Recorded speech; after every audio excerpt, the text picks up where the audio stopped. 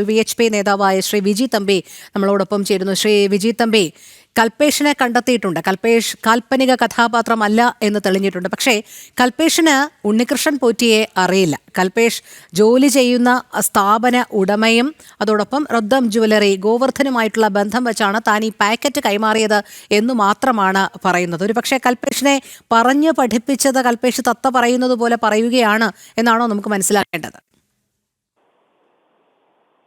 സ്വാമി ശരണം.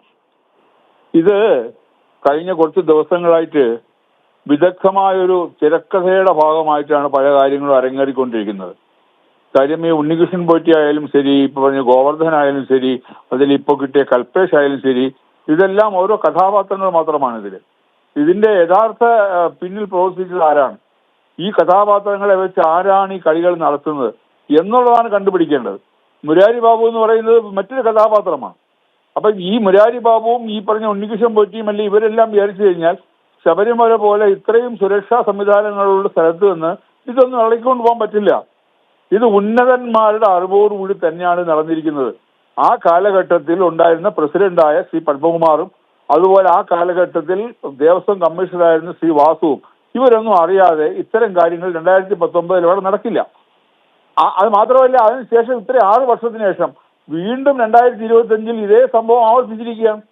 അപ്പോൾ ഇത് മനസ്സിലാക്കേണ്ടത് ഇവിടുത്തെ ഓരോ കാര്യങ്ങളും ഒരുപാട് പേരുടെ കൂട്ടായിട്ടുള്ള ഒരു പദ്ധതിയുടെ പ്രകാരമാണ് അവിടുത്തെ ഓരോ കാര്യങ്ങളും നടന്നിട്ടുള്ളത്. വാതിൽപ്പടിയായാലും ശരി, അല്ലെങ്കിൽ കട്ടളപ്പടിയായാലും ശരി, ഈ ദ്വാരപാലക വിഗ്രഹങ്ങളുടെ ഗോളകയായാലും ശരി, ഇതെല്ലാം തന്നെ വളരെ വിദഗ്ധമായി ആസൂത്രണം ചെയ്ത ഒരു വലിയ കൊള്ള. അതായത് ക്ഷേത്രങ്ങളുടെ കൊള്ളയടിക്കാൻ വേണ്ടി പ്ലാൻ ചെയ്ത ഒരു വലിയ പദ്ധതിയാണ്. ഈ പദ്ധതിയുടെ തലപ്പത്ത് ആരാണെന്നുള്ളതാണ് ആദ്യം അറിയേണ്ടത്. അല്ലാതെ ഇപ്പോ ഈ ഉണ്ണികൃഷ്ണൻ പോറ്റിയൊക്കെ കുറച്ച് ദിവസങ്ങൾ തന്നെ ദേവസ്വം വിജിലൻസ് വിളിച്ച് ക്വസ്റ്റ്യൻ ചെയ്തതെല്ലാം എനിക്ക് തോന്നുന്നു മിക്കവാറും ഇതെല്ലാം പറഞ്ഞ് പഠിപ്പിച്ച് ഇയാൾ തത്ത പറയുന്ന പോലെ പറഞ്ഞുകൊണ്ടിരിക്കുകയാണ്. ഇപ്പോൾ തന്നെ ഈ പറഞ്ഞ ഈ ഗോവർദ്ധന്റെ ജുവലറി കഴിഞ്ഞ 1 മാസമായിട്ട് പൂട്ടിക്കിടക്കുകയാണ്. എന്തുകൊണ്ട് പൂട്ടിക്കിടക്കും? ഞാൻ ചോദിക്കട്ടെ, 2019 കിട്ടിയ ഒരു സ്വർണ്ണക്കട്ടി ഈ 6 വർഷം ഒരു ജുവലറിക്കാരൻ ഉരുക്കാതെ വെച്ചുകൊണ്ടിരിക്കുമോ? ഏത് ജുവലറിക്കാരൻ ചെയ്യും? ഒരിക്കലും ചെയ്യില്ല.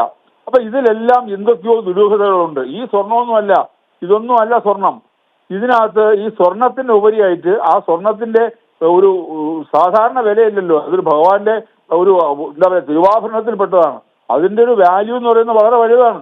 അപ്പൊ അതുപോലെ തന്നെ ഓരോ സാധനങ്ങളും, ശബരിമലയിലെ ഓരോ സാധനങ്ങളും, അതുപോലെ രുദ്രാക്ഷമാലയായാലും ശരി, അവിടുത്തെ ഭഗവാന്റെ കയ്യിലുണ്ടായിരുന്ന യോഗദണ്ഡായാലും ശരി, ഇതെല്ലാം പല രീതിയിലും കൈമറിയപ്പെട്ടിരിക്കുന്നു.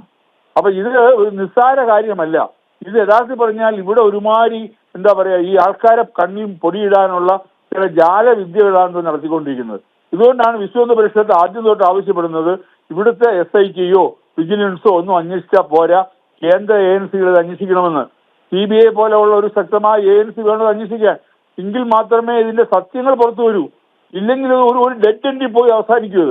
ഇതൊരു ഉണ്ണികൃഷ്ണൻ പോറ്റിയിലും അല്ലെങ്കിൽ ഒരു ഗോവർദ്ധനിലും ഒരു കൽപേഷിലും കൂടി വന്നാൽ ഒരു മുരാരി ബാബു അവിടെ ഇത് അവസാനിക്കും. ഇത് അവസാനിക്കാൻ പാടില്ല.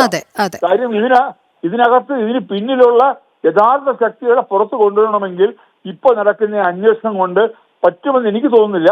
അല്ലെങ്കിൽ അതിനുവേണ്ടിയാണ് ഞങ്ങൾ ആവശ്യപ്പെടുന്നത്. ഞങ്ങളിപ്പം ഹൈക്കോടതിയിൽ കേസ് കൊടുക്കുന്നത് അതിനു വേണ്ടിയാണ്. യഥാർത്ഥത്തിൽ പറഞ്ഞു കഴിഞ്ഞാൽ ആ കേന്ദ്ര ഏജൻസി തന്നെ അന്വേഷിക്കണം, എന്നാലേ പുറത്തു വരൂ.